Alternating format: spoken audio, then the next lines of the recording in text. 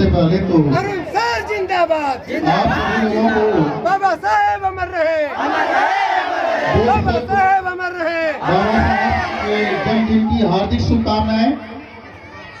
और सम्मानित मंच, सामने बैठे हमारे भाई बंधु और युवा, पहले मैं इस आयोजन कमेटी से मैं क्षमा चाहूंगा।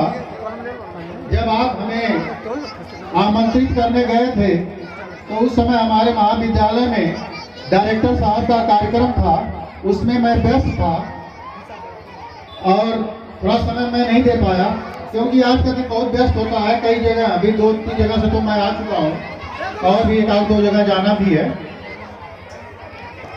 मैं आपसे बात करने की एक अवसर मिला है। मैं इस आयोजन कमेटी के लिए धन्यवाद देना चाहता हूं कि आपने मुझे एक अवसर दिया है।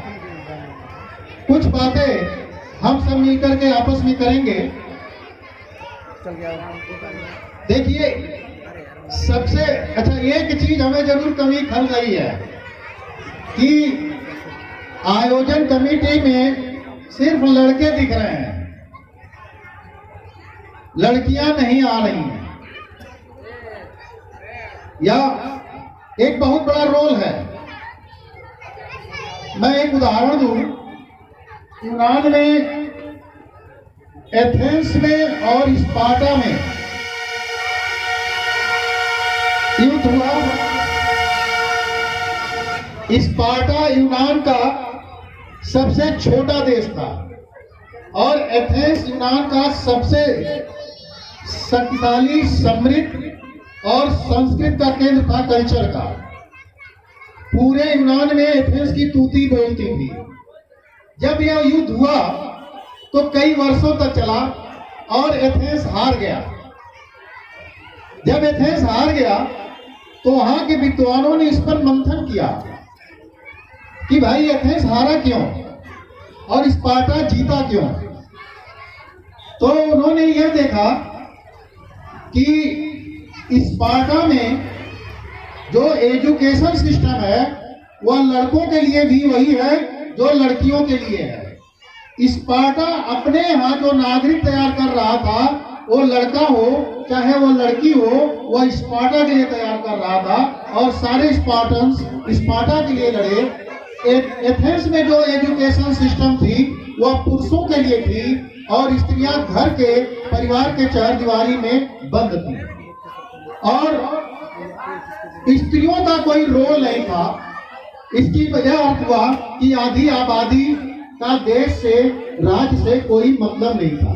तो एजुकेशन का एक बहुत बड़ा एक असर होता है किसी भी समाज के प्रगति में। आज का मानक है, देखिए, पुरुष तो आगे आएगा, यह तो ठीक है, लेकिन वही समाज आज के डेट में आगे बढ़ रहा है, बढ़ेगा भी, जिस समाज में स्त्रियां भी आगे आएंगी।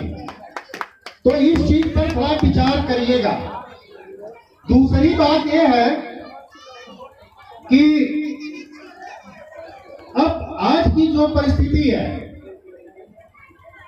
इसमें 1990 के बाद, 89-90 के बाद जब आपकी नई आर्थिक नीतियां लागू हुई तो बहुत सी चीजें चेंज हो गई। बहुत गंभीर बात मैं करने जा रहा हूं, थोड़ा सा समझने की कोशिश कीजिएगा। बहुत सी चीजें चेंज हो गई, चाहे वो उस समय की सरकार की मजबूरी हो, चाहे जो भी चीज रही हो, लेकिन वो बदलाव आया और उस नीतियों का धीरे धीरे असर 1914 के बाद उसका जब द्वितीय चरण शुरू होता है तो बहुत सी चीजें अपने आप बदल जाती हैं और एक पहचान का संकट उत्पन्न होने लगता है। आज पूरे देश में, पूरे समाज में, चाहे वह जिस समाज का व्यक्ति हो, हर किसी के पास एक पहचान का संकट उत्पन्न हो गया है। परंपरागत पहचान कहीं न कहीं उसकी जो है वो खत्म हो रही है। इसको आप कैसे जानेंगे? इसको आप कैसे जानेंगे कि पहचान का संकट कैसे उत्पन्न हुआ है? आज अगर आप तिलक में देखते हैं, शादी विवाह में देखते हैं, तो पहले नहीं लिखा जाता था। इधर कुछ 5-6 साल से लिखा जा रहा है भूमियार परिवार, यादव परिवार, मूलवंशी परिवार, फलाने परिवार, ये दिखाने की कोशिश कर रहे हैं कि मैं ये हूं। पहले दिखाने की जरूरत नहीं थी और ये सब पर लागू हो रहा है। अब जो नया सिस्टम डेवलप हो रहा है वह सर्वाइवल ऑफ द फिटेस्ट पर काम करता है। इसमें जो योग्य रहेगा वही आगे निकलेगा। आप बाबा साहब की मूर्ति देख रहे हैं। बाबा साहब एक हाथ में संविधान लिए हुए हैं और एक हाथ उंगली दिखा रहे हैं। जानते हैं क्या कह रहे हैं? ये कह रहे हैं कि आप संसद पर कब्जा कीजिए। मेरे मित्रों, सत्ता 4 जगह निवास करती है, ध्यान रखिएगा। सत्ता 4 जगह निवास करती है। संसद में, सेना में, नौकरशाही में और पुलिस में, जुडिशियली में। तो न्यायपालिका में निवास करती है। आपके नौकरशाही जहां पर डीएम और एसपी रहते हैं निवास करती है। संसद में निवास करती है। और आप यह देखेंगे कि जो लोग आज आगे हैं वो सत्ता के चारों अंग जो हैं उस पर काबिज हैं, वह काबिज हैं। बाबा साहब का यह कहना था कि हमने आपको संविधान तो दे दिया है, हमने आपको प्रतिनिधित्व का अधिकार भी दे दिया, हमने आपको वोट देने का भी अधिकार दे दिया। अब संसद की सत्ता पर आपको काबिज होना है। उसका मायने क्या होता है? उसका मायने क्या होता है? विकास के जो रास्ते हैं वो इन्हीं नीतियों से खुलती हैं। उदाहरण के लिए मान लीजिए, उदाहरण मैं दे रहा हूं कि पॉलिसी हमारे आपके लाइफ को कैसे प्रभावित करती है। 2 उदाहरण देंगे। एक उदाहरण हमने पुलिस भर्ती का दे दे आपको उदाहरण। याद करिएगा कि पहले एक पॉलिसी बनती थी, उसमें फिजिकल जो होता था उसको बहुत महत्व दिया जाता था। फिजिकल जो टेस्ट होता था पुलिस या सब इंस्पेक्टर के भर्ती में, उसमें फिजिकल को बहुत महत्व दिया जाता था। तो डेफिनेटली उसको पहले रखा जाता था और वो लोग या वह वर्ग जो बहुत मेहनत कश होता था वो फिजिकल निकाल करके रिटर्न में कमजोर होते हुए भी सिलेक्शन ले लेता था। फिर देखिए दूसरी सरकारें आई, पॉलिसी चेंज कर दिया उन्होंने। देखिएगा, समझिएगा खेल क्या है इस सत्ता का जब खेल हुआ तो उसमें उन्होंने अपने हिसाब से रिटर्न को मेन कर दिया और फिजिकल जो था उसको कम कर दिया। तो डेफिनेटली वो लोग, वो वर्ग आगे आ गया जिनका रिटर्न बहुत अच्छा था लेकिन फिजिकल कमजोर होते हुए भी वो सिलेक्शन ले लिए। मैं किसी की आलोचना या किसी की बड़ाई नहीं कर रहा हूं, मैं सिर्फ पॉलिसी मेकिंग की बात कर रहा हूं कि सत्ता आने से क्या अंतर होता है। जब आपका संविधान लागू हुआ, जब हमें आरक्षण के द्वारा प्रतिनिधित्व का अधिकार मिला, तो चाहे वह नौकरशाही हो, चाहे वह ब्यूरोक्रेसी हो, चाहे वह आर्मी हो, चाहे वह पुलिस हो, हमारे लोग गए। उससे बड़ा परिवर्तन क्या हुआ? उससे यह परिवर्तन हुआ कि सत्ता की रेस में हम भी शामिल हो गए। और जब हम शामिल हुए तो समाज में परिवर्तन क्या दिखाई दिया?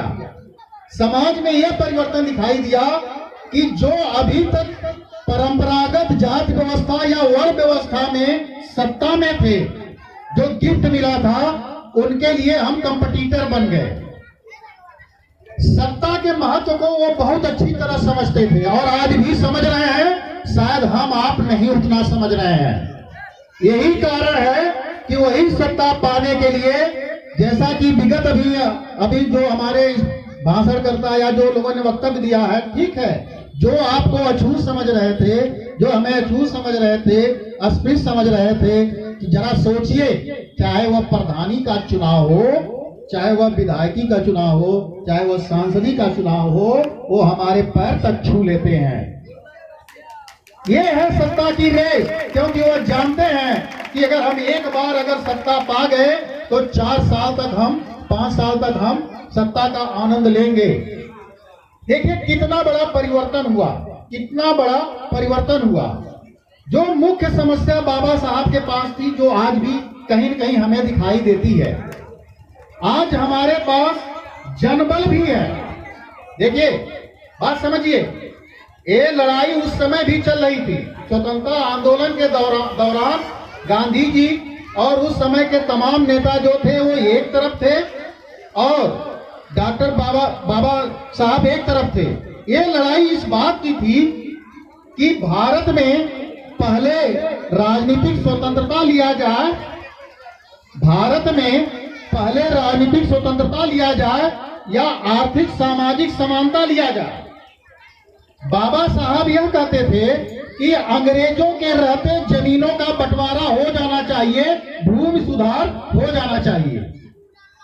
अब यह भूमि सुधार क्यों बहुत महत्वपूर्ण था, क्यों महत्वपूर्ण था?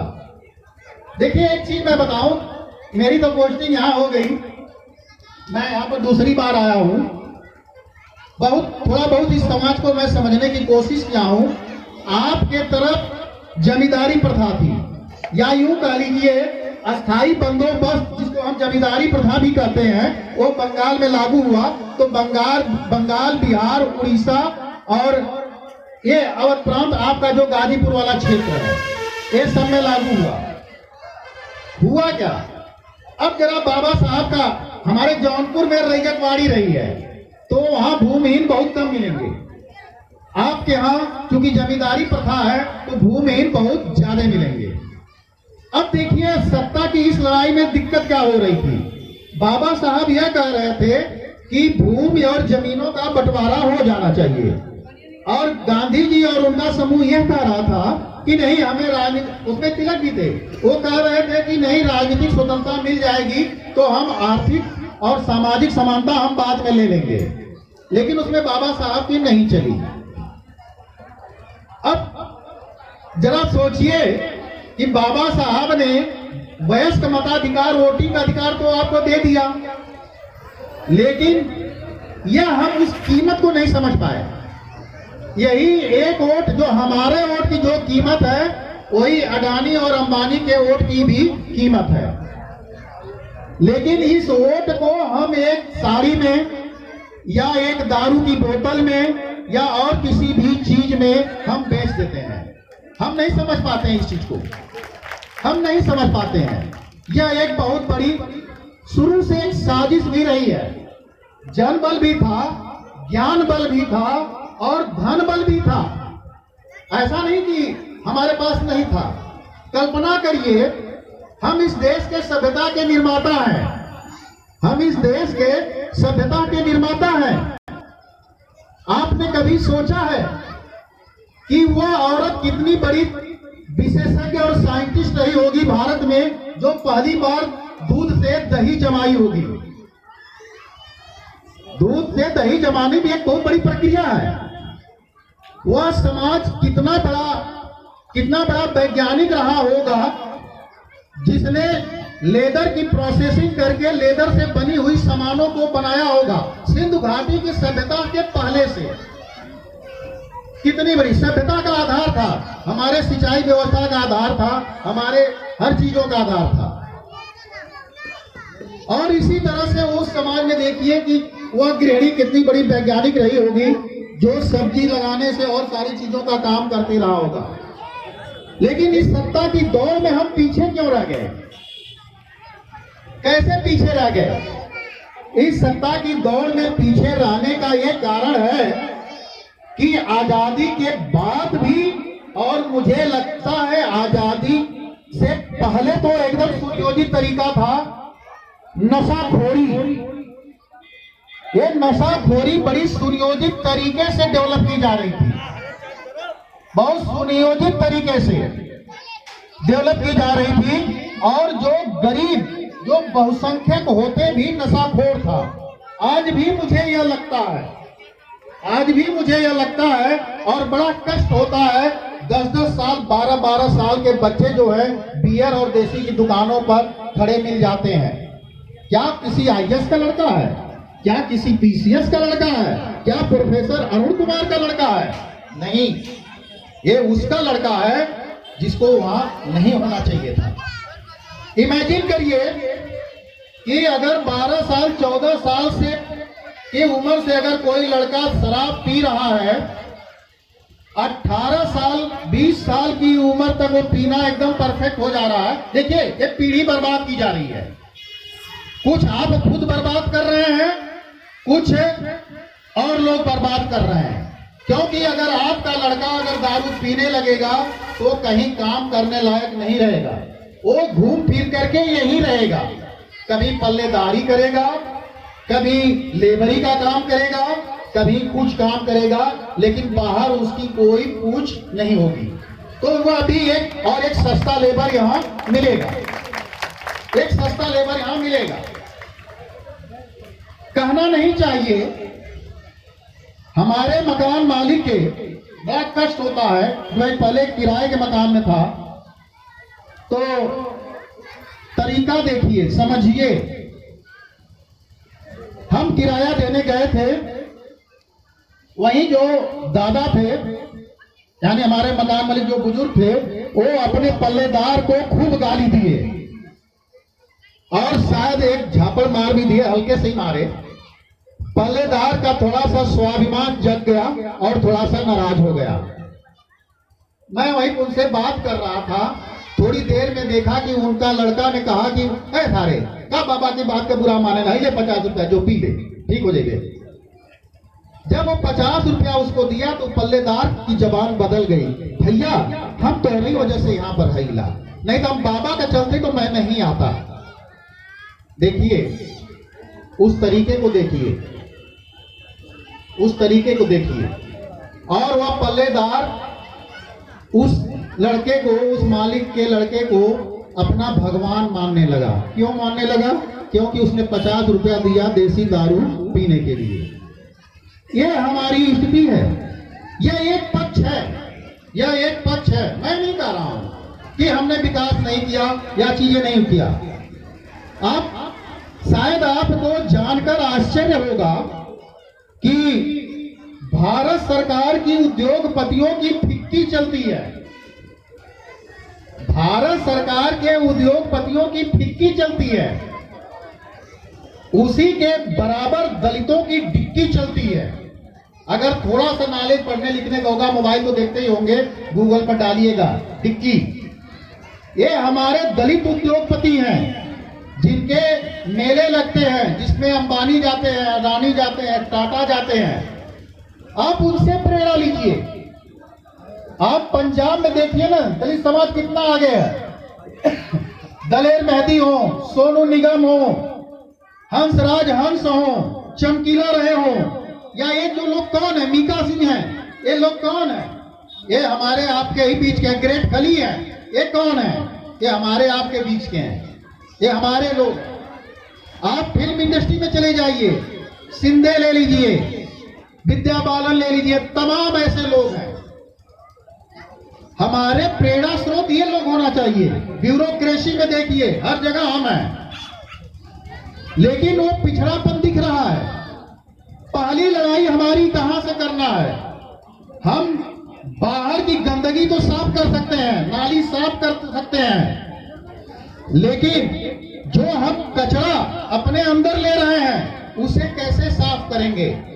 थोड़ा सा कल्पना करिए, 18 साल की उम्र में जो लड़का शराब पीना शुरू कर दिया, माँ बाप मजबूरी में 20 साल 21 साल आते आते उसकी शादी कर देंगे, और जब वह 40 साल का होगा तब उसका बच्चा 18 से 20 साल का होगा, और 40 साल के बाद वह शराब अपना असर दिखाना शुरू कर देगा। और होगा क्या कि कभी उसका लीवर डैमेज होगा, कभी किडनी खराब हो गई, कभी वो भर्ती होगा, और उस अवस्था में उसकी लड़की 20 साल की होगी, शादी की उम्र की होगी, उसका लड़का MA BA कर रहा होगा, कैरियर के पीक पर होगा, वो लड़का लोक लिहाज में सब कुछ काम छोड़ करके उस दारूबाज पिता का दवा कराने लगेगा। तो जरा ये सोचिए, उस दारूबाज ने अपने को बर्बाद किया और अपने आने वाली नस्ल को भी बर्बाद किया। एक चीज और मैं कहना चाहूंगा, बड़ा कष्ट होता है देख करके। मैं कई ऐसे शिक्षक, अच्छा दारूबाज की कोई जाति धर्म या पेशा नहीं होता। मैं कई ऐसे टीचरों को देखा हूं कि दारू पीते पीते रिटायरमेंट से पहले ही मर गए, तमाम है। इसी कारण मैं कई ऐसे उदाहरण भी देख रहा हूं कि जो पान और गुटखा खा रहे हैं। अभी एक हमारे मित्र शिक्षक हैं, उनके पिताजी पान और गुटखा खाते थे, मुंह का कैंसर हो गया। बेचारे मेडिकल छुट्टी ले लेकर के जाते रहे, और देखिए मुंह का कैंसर हो गया तो ट्रीटमेंट इतना महंगा है, लोग लिहाज में 2-4-10 लाख आप लगा भी देंगे, लेकिन उसका समाधान अल्टीमेटली है क्या? उनकी मौत ही है। तो उनकी मौत हो गई और उनका पूरा परिवार बेचारे का डिस्टर्ब हो गया, और 55 साल की उम्र में उनकी मौत हुई। तो इससे कितना बड़ा, आप जहां 40 साल और जिंदगी देखिए, मृत्यु का रिकवरी नहीं है। ईश्वर ने अगर हमें इंसान बनाया है और अगर हम असमय मर जा रहे हैं तो उसकी रिकवरी नहीं है। पैसे की रिकवरी हो सकती है और चीज की रिकवरी हो सकती है, लेकिन इसकी रिकवरी नहीं है। तो कम से कम यह देख करके तो कम से कम अपने को सोचिए। हाँ, इसमें जो सबसे बड़ी भूमिका होने वाली है वो हमारे समाज के महिलाओं की होने वाली है, महिलाओं की होने वाली है। कैसे? एक बच्चा जो सबसे अधिक समय किसको देता है? अपनी मां को देता है। पिता हो सकता है कि रोजगार की तलाश में या काम करने या जॉब करना है या जो भी काम कर रहा है वो घर से बाहर चले जाएंगे, लेकिन उसके संपर्क में कौन होती है? मां होती है। तो ये माताओं का सबसे बड़ा जिम्मेदारी है, आज से ही प्रण कर लीजिए। अगर आप 4 साल के, 14 साल के, 16 साल के बच्चे को अगर आप नहीं समझा पाएंगी तो ये मान के चलिए कि वो 18-20 साल का होगा तो समझा नहीं पाएंगी। लड़ जाइए, अभी उन्हें सही रास्ते पर लाइए। समय बहुत तेजी से बदल रहा है। बाबा साहब ने यह कहा कि शिक्षित बनिए, संगठित बनिए और संघर्ष करिए। मैं आपसे बताना चाहता हूं कि शिक्षा का पैटर्न चेंज हो रहा है। शिक्षा का पैटर्न चेंज हो रहा है। ये मत सोचिएगा कि एजुकेशन बेकार है। अगर इस परिवर्तन को जो समाज नहीं समझेगा, वह समाज विकास की दौड़ में पीछे हो जाएगा, चाहे वह जिस वर्ग का, चाहे जिस वह जात का, चाहे जिस वह धर्म का हो। कानून, लोकतांत्रिक भारत में कानून जात धर्म को नहीं, पूरे देश के लिए बनाई जा रही हैं। एनईपी 2020 लागू हो चुकी है। मैं आपको बता दूं कि 2028 आते आते आपके सिलेक्शन की पूरी प्रक्रिया चेंज हो जाएगी। जो अभी ये नौकरियां मिल रही है ना, इनके सिलेक्शन की पूरी प्रक्रिया चेंज होने वाली है। अभी नहीं समझ में आ रहा लोगों को, लेकिन होगी। एनईपी में मैं आपसे बताऊं कि एक वो जमाना था जब 10 क्वेश्चन आते थे और उसमें से 5 क्वेश्चन करने वाले लोग आईएएस पीसीएस डायरेक्ट बनते थे। रिक्रूटमेंट चेंज हुआ, परिवर्तन हुआ, सरकार की नीतियों में परिवर्तन हुआ। इसके बाद प्री और मेंस और इंटरव्यू आया, फिर इसके बाद फिर परिवर्तन हुआ। परिवर्तन होने के बाद सीसेट आया, और धीरे धीरे आने वाले समय में बहुत सी चीजें परिवर्तित हो जाएंगी। अगर हमारे समाज का युवा अगर इस परिवर्तन को नहीं पहचानेगा तो 26, 27 या 28 में जो परिवर्तन होने जा रहा है उसका वह सामना नहीं कर पाएगा, और वह समाज फिर रेस में आगे निकल जाएगा जो इस चीज को पहचान रहा है और इस चीज को जान रहा है। दुख होता है, मैं अपने महाविद्यालय में फ्री किताबें दे रहा हूं, कंपटीशन की पढ़ने की जगह दे रहा हूं। मैं डेली क्लास लेता हूं, 9 बजे मेरा क्लास शुरू हो जाता है।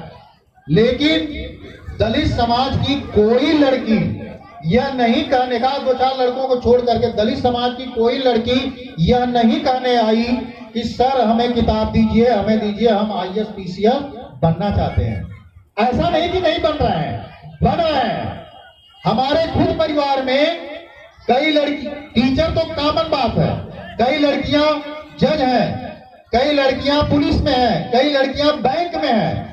तो समाज की रेस में जो भी जागृत होगा, जो आगे होगा वही आगे बढ़ेगा।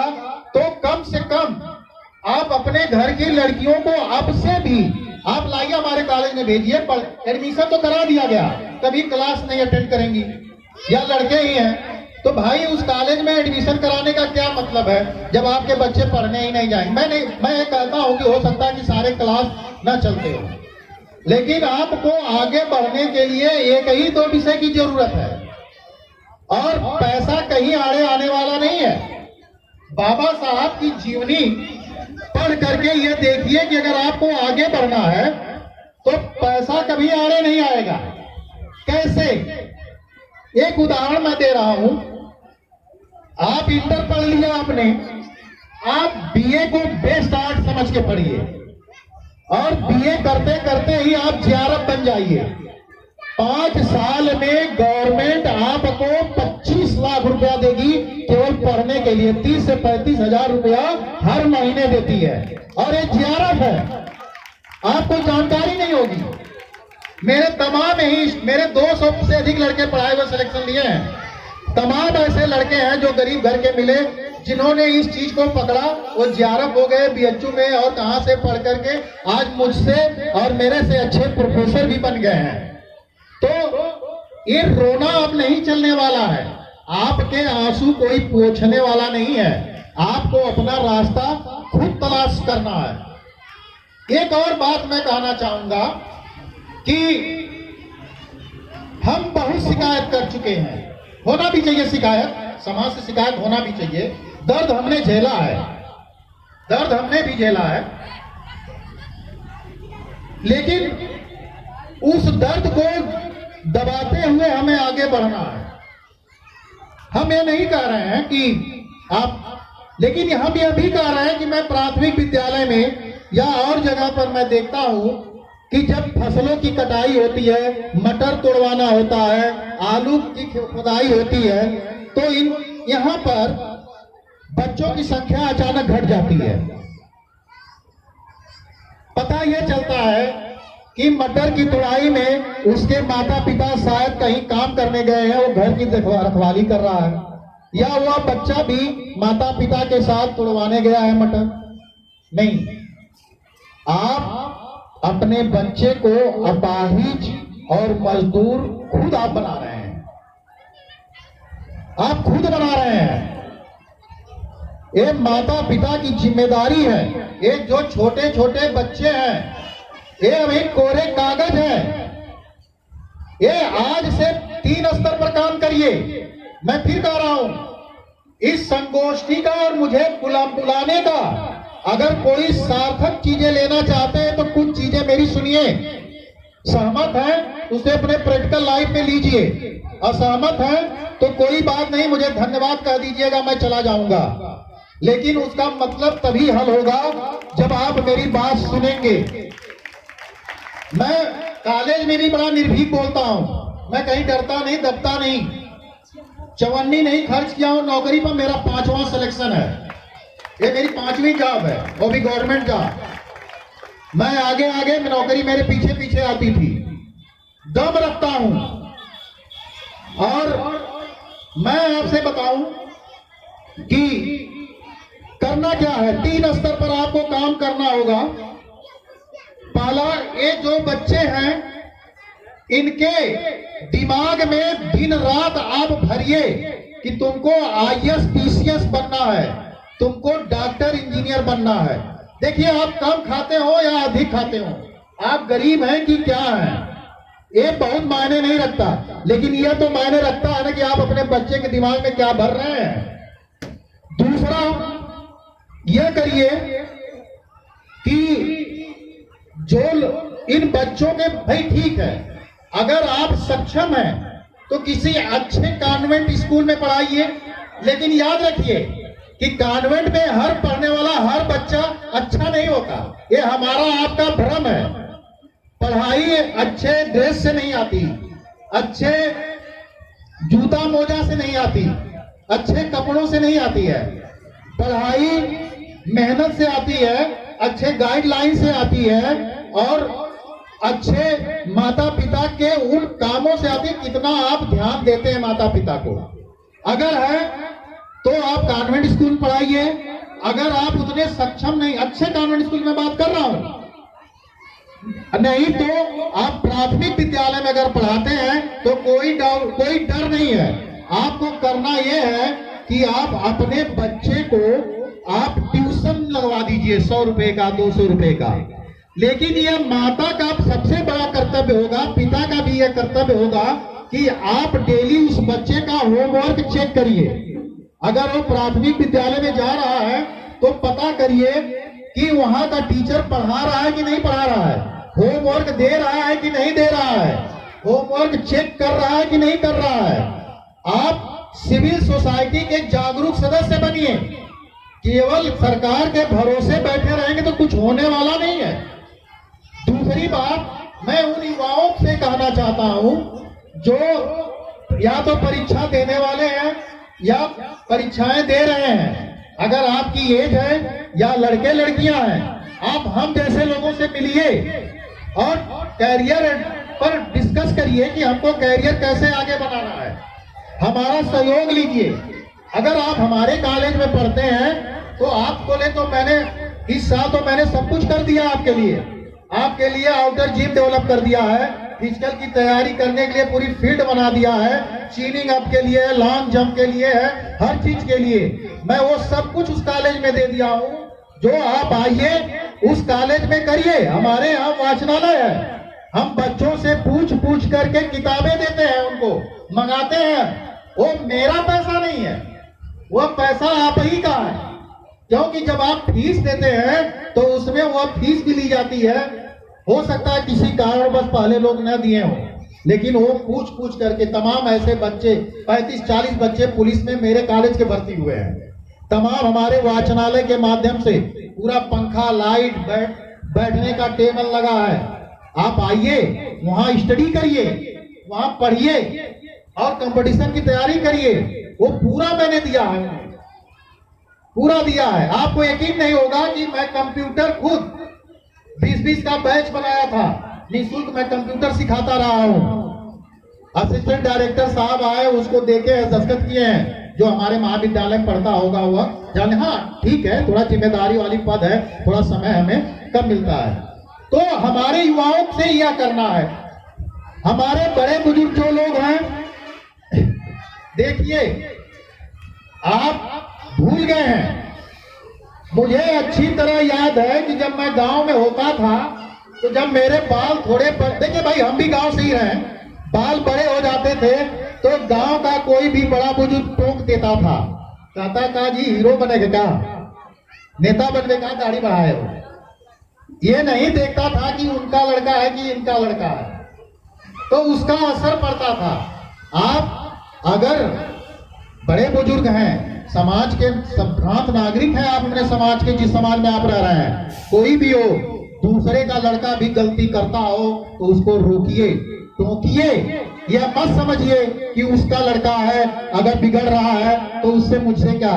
आप भूल जाते हैं कि आपका लड़का भी उसी लड़के के साथ दोस्ती करता है या कर सकता है। एक ही मोहल्ले में रह रहे हैं तो आप अपने लड़के को रोक नहीं पाएंगे। अगर दूसरे का लड़का बिगड़ रहा है तो मेरे भी लड़के को बिगाड़ सकता है, वो बिगाड़ेगा। क्योंकि जो एजुकेशन होती है, हमारी सामाजिक शिक्षा होती है, परिवार के अंदर भी होती है और पड़ोसी या जिस मोहल्ले में हम रहते हैं वहां के लोगों से भी होती है। तो बड़े बुजुर्ग लोगों या समाज के जो पढ़े लिखे हैं उसको दिशा निर्देश दें और इसकी चीज को आगे बढ़ाएं। इसके बाद अंत में मैं यही कहना चाहूंगा, मुझे लगता है कि कुछ ज्यादा हो रही है, आप लोग ऊब रहे होंगे। एक छोटी सी बात कह करके मैं अपनी बात को विराम दूंगा कि अंधकार है वहां जहां आदित्य का प्रकाश नहीं है। आदित्य मतलब सूर्य। अंधकार है वहां जहां आदित्य का प्रकाश नहीं। मुर्दा है वह समाज जहां ज्ञान का प्रकाश नहीं। Thank you. सर को बहुत बहुत धन्यवाद। इसीलिए तो सर कहा भी गया है कि अंधकार को क्यों धिक्कारे, अंधकार को क्यों धिक्कारे, अच्छा है एक दीप जलावे। लेकिन वह कौन सा दीप? आपने उस दीप पर यानी शिक्षा रूपी दीप पर विस्तृत रूप से जो आपने व्याख्यान प्रस्तुत किया और उसको आपने 3 खंडों में विभाजित किया, बच्चों से लेकर के, युवाओं से लेकर के, बुजुर्गों, नौजवान, माताओं, बहनों को लपेट करके आपने जो शिक्षा को केंद्र बिंदु पर रख कर जो विचार आपने व्यक्त किया, निश्चय ही वह बहुत ही सारगर्भित रहा। और हम उम्मीद करते हैं कि आपके वक्तव्य से हमारे समाज के लोग निश्चित रूप से लाभान्वित होंगे। अब इसी क्रम में मैं एक नया कार्यक्रम का शुभारंभ करने जा रहा हूँ। मैं अपने तमाम कमेटी के लोगों से गुजारिश करूँगा कि हमारे मंचासीन जितने भी अतिथिगण विराजमान हैं, आप उन्हें बाबा साहब का चित्र देकर के सम्मानित करने का कष्ट करेंगे। तो कमेटी के सभी बंधुओं से अनुरोध है कि आप सभी लोग बिल्कुल तैयार हो जाइए। मैं जैसे इसे नाम लूँगा, आप लोग उसी क्रम के अनुसार हमारे मंच पर जो अतिथिगण विराजमान हैं उनको आप सभी लोग सम्मानित करेंगे।